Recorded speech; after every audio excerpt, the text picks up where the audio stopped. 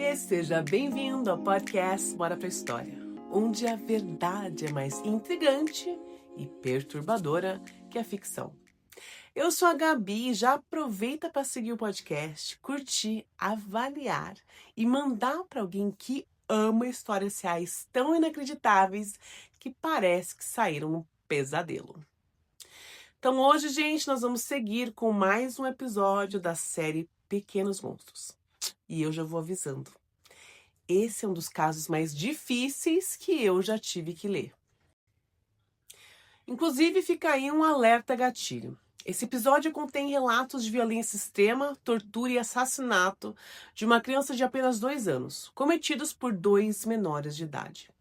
O conteúdo pode ser extremamente perturbador, então recomendo uma descrição. Uma criança de apenas 2 anos brutalmente assassinada. 2 assassinos de apenas 10 anos. É um crime que mudou o Reino Unido para sempre.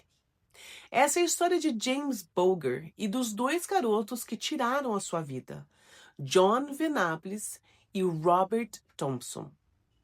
James Patrick Bulger tinha 2 anos e 5 meses quando ele foi morto.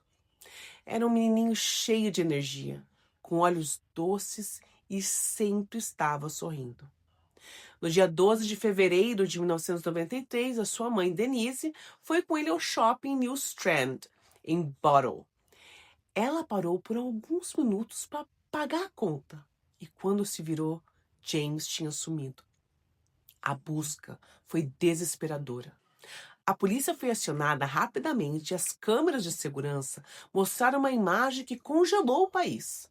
James andando de mãos dadas com 2 garotos mais velhos. Os 2 garotos eram John Venables e Robert Thompson, ambos com apenas 10 anos.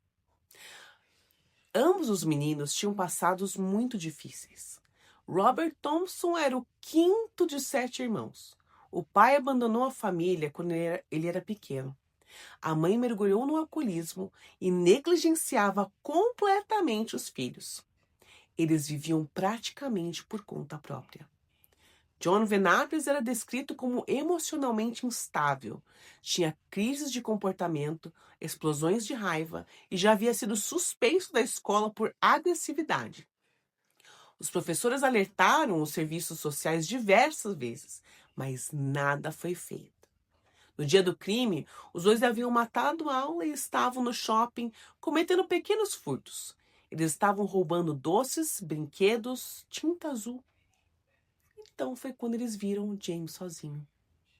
Eles se aproximaram, seguraram sua mão e saíram andando com ele. Eles caminharam por mais de 4 quilômetros com James. Passaram por bairros, cruzaram avenidas, trilhos de trem e pontes. James chorava. Caiu, se machucou, ficou com o rosto todo ensanguentado. Mais de 30 pessoas os viram na rua, mas ninguém imaginou que aquilo fosse um sequestro. É o nosso irmãozinho. Estamos levando ele para casa, eles diziam. As pessoas acabavam acreditando, afinal, quem que imaginaria? Eles eram apenas 2 crianças. Eles levaram James até uma ferrovia abandonada. Ali, começaram a torturar a criança com brutalidade. Usaram tijolos, uma barra de ferro, jogaram tinta azul nos olhos do menino, chutaram seu rosto e chegaram a jogar pilhas em sua boca. James sofreu múltiplos ferimentos internos e externos. Por fim, foi deixado nos trilhos do trem, como se a sua morte fosse um acidente. Mas a autópsia foi clara. James morreu por traumatismo craniano severo. Um assassinato premeditado, cruel e impensável para meninos daquela idade. 2 dias depois, o corpo foi encontrado. A comoção foi instantânea. As imagens das câmeras de segurança circularam no país inteiro e em poucos dias, John e Robert foram reconhecidos por colegas de escola e então denunciados. Ambos foram detidos e interrogados. Negaram. Depois se contradisseram e, por fim, confessaram. O mais assustador? Nenhum dos dois parecia entender totalmente o que haviam feito. Como? Como é que não conseguiram entender, né? John e Robert foram julgados como adultos, mesmo com apenas 10 anos. A corte montou um tribunal especial com banco reduzido, cadeiras pequenas, mas o crime era grande demais. Durante o julgamento, peritos psiquiátricos avaliaram os dois. John foi descrito como altamente emocional, ansioso, mas com tendências manipuladoras. Em alguns momentos chorava, em outros dava risada.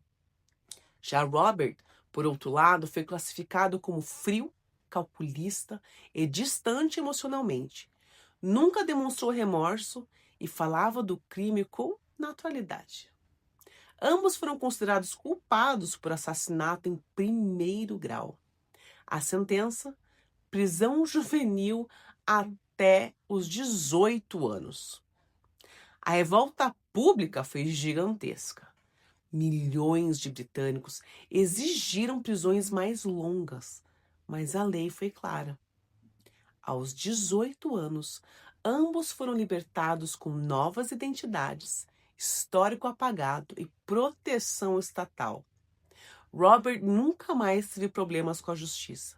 Hoje vive sob identidade sigilosa, fora da mídia, e acredita-se que tenha refeito a sua vida. John, no entanto, foi preso novamente 2 vezes, em 2010 e em 2017, por posse de pornografia infantil. Perdeu sua nova identidade e voltou à prisão.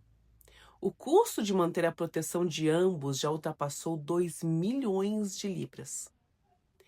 Esse caso mudou o Reino Unido. Inspirou mudanças em leis de responsabilidade criminal juvenil. Gerou debates intensos sobre a proteção da identidade de criminosos menores. Virou um tema de documentário, livros e campanhas de justiça. A mãe de James, Denise Fergus, virou ativista e luta até hoje para que o filho não seja esquecido e para que Venables nunca mais seja solto. Esse é um daqueles casos que a gente termina, gente, esgotada. Porque tudo é errado, tudo é absurdo, e tudo é muito triste. A vítima era um bebê, os assassinos eram 2 crianças. E a pergunta que fica é: o que acontece com uma sociedade onde garotos de 10 anos são capazes de fazer algo tão cruel? E então fica a pergunta: eles nasceram maus?